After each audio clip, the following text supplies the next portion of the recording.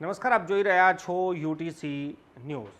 વડોદરા મહાનગરપાલિકામાં કોંગ્રેસના 7 કાઉન્સિલર છે અને આ 7 કાઉન્સિલરોમાંથી વિપક્ષના નેતા કોણ બનશે અને ઉપનેતા કોણ બનશે તેના માટે પણ ચૂંટણી થવા જઈ રહી છે। ચૂંટણીના ઇતિહાસમાં જો જોવા જઈએ તો આ સૌથી ઓછા સભ્યોમાંની આ સૌથી નાની ચૂંટણી દેખાઈ રહી છે। અત્યાર સુધીમાં 7 કાઉન્સિલરો વચ્ચે 2 પદ માટે જે મતદાન થવાનું છે તે ખૂબ જ દિલચસ્પ પરિસ્થિતિનું નિર્માણ થાય છે।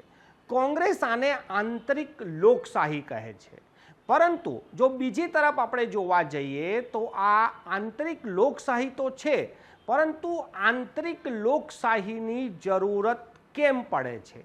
7 સભ્યો શું સ્વેચ્છાએ એ નક્કી ના કરી શકે કે આપણે 7 સભ્યોમાંથી વિપક્ષના નેતા બનશે કોણ? પરંતુ આ 7 સભ્યોમાં પણ 3 તો ઉમેદવાર છે। 3 લોકો ચાહે છે કે તેઓ વિપક્ષના નેતા બને, બીજા નંબર પર જે આવશે તે ઉપનેતા બનશે।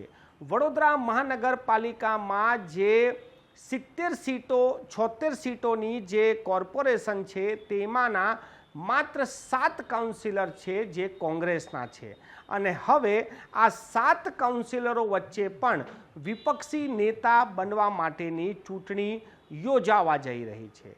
આ વિપક્ષની ચૂંટણીમાં હાલના જે વિપક્ષી નેતા છે અમી રાવત, તેમણે પણ પોતાનું ઉમેદવારી ફોર્મ ભર્યું છે। સાથે સાથે તેમની જે પેનલ એટલે કે તેમના જ વોર્ડના એમના સાથી કાઉન્સિલર ઝા ભરવાડે પણ વિપક્ષી નેતા બનવા માટે ઉમેદવારી નોંધાવી છે।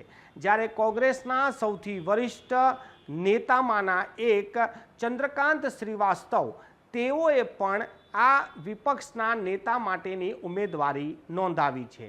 7 સભ્યો છે, 7 સભ્યોમાં 3 સભ્યોએ ઉમેદવારી નોંધાવી છે।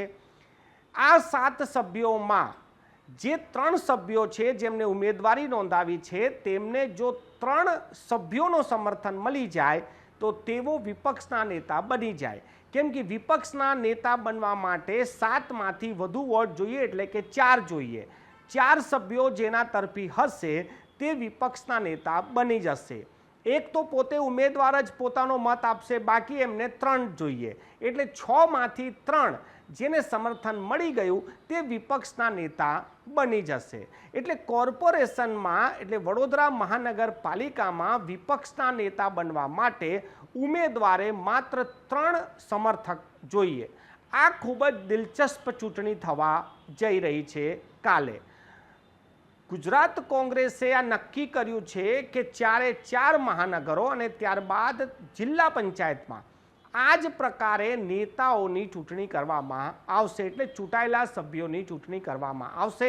તેનો પહેલો જ પ્રયોગ વડોદરાથી થવા જઈ રહ્યો છે। આ 7 સભ્યોમાંથી વિપક્ષી નેતા બનાવવા અને ઉપનેતા બનાવવા માટે પ્રદેશમાંથી પણ ટીમ આવશે અને આ પ્રદેશની ટીમની મોજૂદગીમાં ચૂંટણી થવા જઈ રહી છે। ખૂબ જ દિલચસ્પ વાત છે।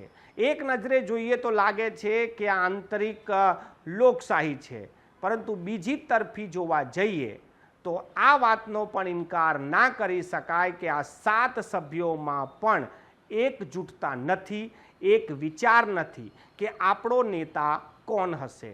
આ 7 સભ્યોએ પણ ચૂંટણી કરાવી પડી રહી છે કે ચૂંટણીમાં ભાગ ભજવવો પડી રહ્યું છે, પોતાની ઉમેદવારી નોંધાવી પડી રહી છે।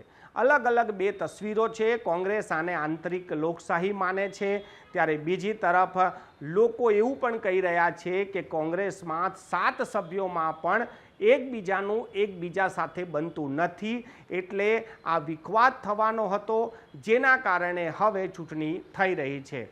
તમને શું લાગે છે? આ વિપક્ષી નેતા બનવા માટેની જે ચૂંટણીનું આયોજન થવા જઈ રહ્યું છે તે આંતરિક લોકશાહી છે કે પછી કોંગ્રેસના 7 કાઉન્સિલરો પણ એકબીજાને ગમતા નથી, એકબીજાથી અલગ રાહ પર ચાલે છે?